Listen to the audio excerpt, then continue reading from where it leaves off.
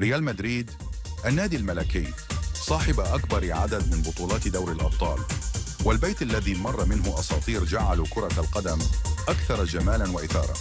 لكن لو أردنا أن نختار أفضل تشكيلة عبر التاريخ، من هم 11 لاعب الذين يستحقون ارتداء القميص الأبيض في فريق الأحلام؟ اليوم سنغوص معاً في تاريخ الميرينجي ونختار التشكيلة المثالية من الحارس إلى قلب الهجوم. مستعدين؟ هيا بنا. في حراسة المرمى الأسطورة إيكر كاسياس، قائد منقذ وأيقونة مدريدية خالدة.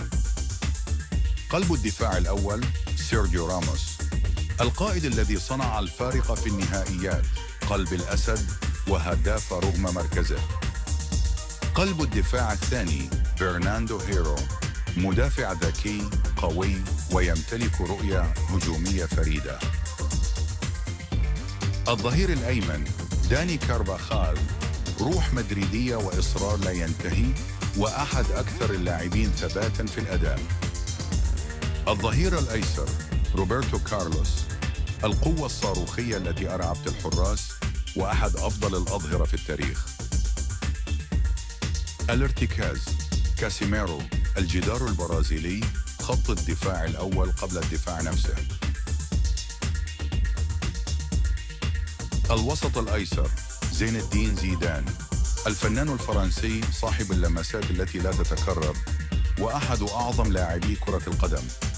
الوسط الأيمن لوكا مودريتش، الساحر الكرواتي بعصاه السحرية يغير مجرى أي مباراة.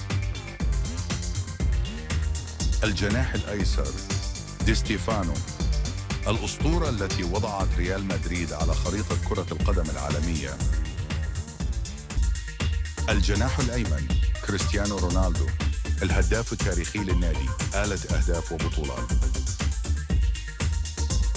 المهاجم الصريح رونالدو البرازيلي، الظاهرة، المهاجم الذي جمع بين السرعة الفائقة، المهارة المذهلة واللمسة القاتلة أمام المرمى. هؤلاء هم 11 لاعب الذين شكلوا أفضل تشكيلة لريال مدريد عبر التاريخ في نظرنا.